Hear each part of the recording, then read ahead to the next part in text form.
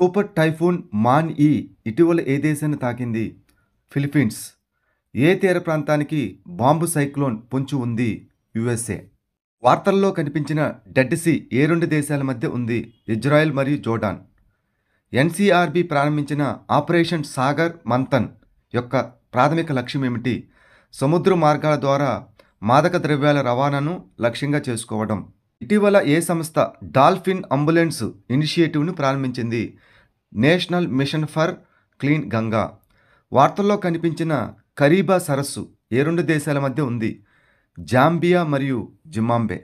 ప్రధానమంత్రి మత్స్య సంపద యోజన కింద ఏ ద్వీపం ట్యూనా చేపలను ఎగుమతి కేంద్రంగా ప్రతిపాదించబడింది? అండమాన్ మరియు నికోబార్. 19వ G20 లీడర్స్ సమిట్ ఎక్కడ జరిగింది? Rio de Janeiro, Brazil. తూర్పు సముద్ర కారిడార్ భారతదేశం మరియు రష్యాలోని ఏ రెండు నగరాలను కలుపుతుంది? చెన్నై మరియు వ్లాదివోస్తోక్.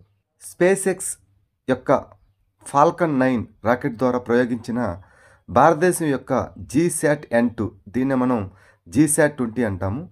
ఏ రకమైన ఉపగ్రహం? కమ్యూనికేషన్ ఉపగ్రహం. రోడ్డు పన్ను మరియు ఎలక్ట్రిక్ వాహనాల రిజిస్ట్రేషన్ ఫీజులపై 100% మినహాయింపును ఏ రాష్ట్ర ప్రభుత్వం ప్రవేశపెట్టింది? తెలంగాణ. 2024లో జాతీయ భద్రతా మండలి సెక్రటేరియట్ ప్రారంభించిన సైబర్ సెక్యూరిటీ వ్యాయామం పేరు ఏమిటి? Bharat national cyber security exercise.